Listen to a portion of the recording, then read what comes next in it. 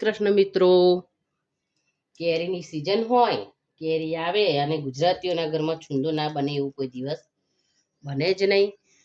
દરેક ગુજરાતીઓનો નાના મોટાનો ફેવરેટ એવો આપણે આજે છુંદો બનાવીશું, એ પણ ઇન્સ્ટન્ટ છુંદો બનાવીશું. રાજાપુરી કેરી લઈ લીધી છે. તમે રાજાપુરી કેરીમાંથી પણ બનાવી શકો છો. હવે મેં એને ધોઈ અને સાફ કરી લીધી છે. આ રીતે એને આપણે કટ કરી લઈશું અને છોલી લઈશું. આપણે એને આ રીતે આપણે કેરીને છોલી લેવાની છે. અને આ એનો છાલનો ભાગ છે, એને ફેંકી નથી દેવાનો. આપણે એના છાલના ભાગનો ઉપયોગ હું તમને બતાવું. આ કેરીની છાલની અંદર તમે પાણી રેડી અને મીઠું નાખી અને ખાંડ નાખીને એનો શરબત પણ બનાવી શકો છો. કેરીને આપણે છીણી લઈશું. આ રીતે આવી છીણી લઈ લેવાની છે. એનાથી આપણે એને છીણી લઈશું સરસ. આ રીતે આપણે છીણ તૈયાર કરી લેવાનું છે. હવે આપણે એક બાઉલનું માપ સેટ કરીશું. આ રીતે કોઈ બી એક બાઉલ લઈ લેવાનો છે. છીણ એમાં આપણું છીણ બધું મૂકી દેવાનું છે. પછી જે બાઉલમાં આપણે છીણ લીધું છે એ જ બાઉલ ભરીને આપણે ખાંડ લેવાની છે. આ રીતે આપણે એક તપેલી લેવાની છે. એમાં આપણે આ છીણને લઈ લેવાનું છે. હવે આપણે જે બાઉલ છીણ હતું એ બાઉલ ભરીને આપણે ખાંડ ઉમેરી દઈશું. આ રીતે સાથે થોડું મીઠું પણ ઉમેરી લઈશું. આ રીતે બધું આપણે મિક્સ કરી લઈશું સરસ રીતે. આ રીતે તમે જેમ મિક્સ કરશો એટલે એનું ખાંડ ધીમે ધીમે અંદર ઓગળી જશે. આ રીતે મિક્સ કરી લેવાનું છે. આ મિશ્રણને આપણે જ્યાં સુધી અંદર સરસ રીતે ખાંડ ઓગળી ના જાય ત્યાં સુધી આપણે આ રીતે એને રવા દેવાનું છે. અને વચમાં આપણે હલાવતા રહીશું જ્યાં સુધી ખાંડ બરાબર એકદમ ઓગળી ના જાય ત્યાં સુધી. ઢાંકીને આપણે એને 4-5 કલાક માટે મૂકી દઈશું. આ રીતે વચ્ચે વચ્ચે હલાવીશું.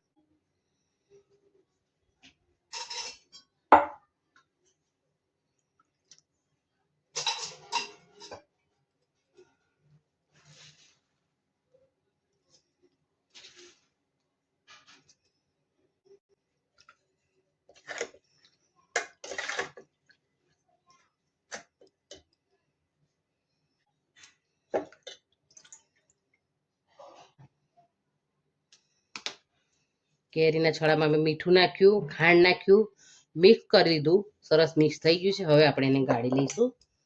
આ રીતે જો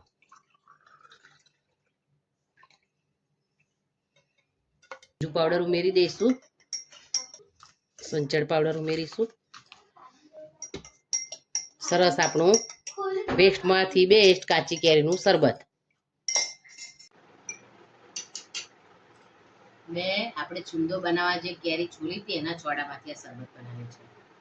તમે પણ બનાવજો, ફેંકી ન દેતા. સરસ શરબત બને છે.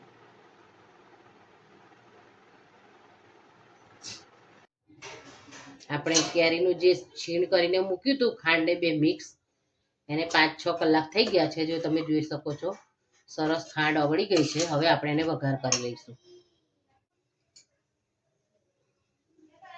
એક તપેલીમાં આપણે થોડું તેલ લઈ લઈશું.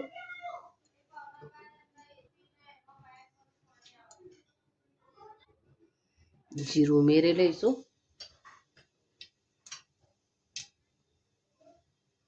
બે લવિંગ લઈશું. 2 તજ લઈશું. આપણે છુંદાનું મિશ્રણ એમાં ઉમેરી દઈશું.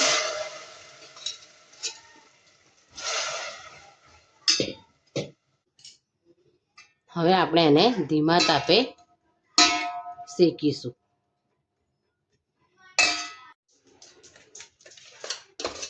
આપણા છુંદાનું જે છીણ કરીને મૂક્યું હતું કેરીનું, તમે જોઈ શકો છો જેમ જેમ આપણો છુંદો શેકાય છે એમ એનો કલર ચેન્જ થતો જાય છે. ચાસણીનો કલર જો એકદમ અલગ થઈ ગયો છે. હવે આપણે જોઈ લઈએ ચાસણીમાં એક તાર થાય છે કે નથી થતો. તો આપણી ચાસણી પહેલાં કરતાં ઘાટી પણ થઈ ગઈ છે. જો હવે આપણે જોઈ લઈએ કે ચાસણીમાં તાર થાય છે કે નથી થતા.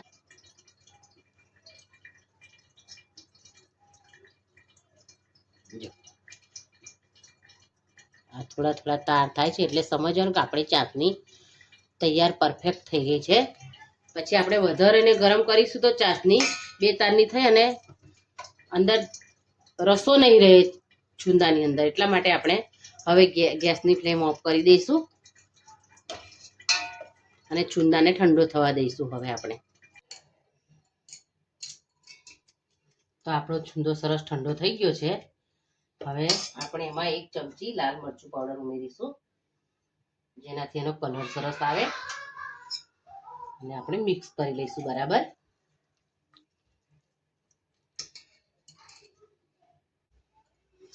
તો આપણો છુંદો સરસ તૈયાર થઈ ગયો છે, તમે જોઈ શકો છો. હવે આપણે એને આ રીતે એરટાઇટ બોટલમાં ભરી અને 12 મહિના સુધી સાચવી શકીએ છીએ. આ રીતે તમે એક વખત ચોક્કસ છુંદો બનાવજો. Thank you. વેલકમ.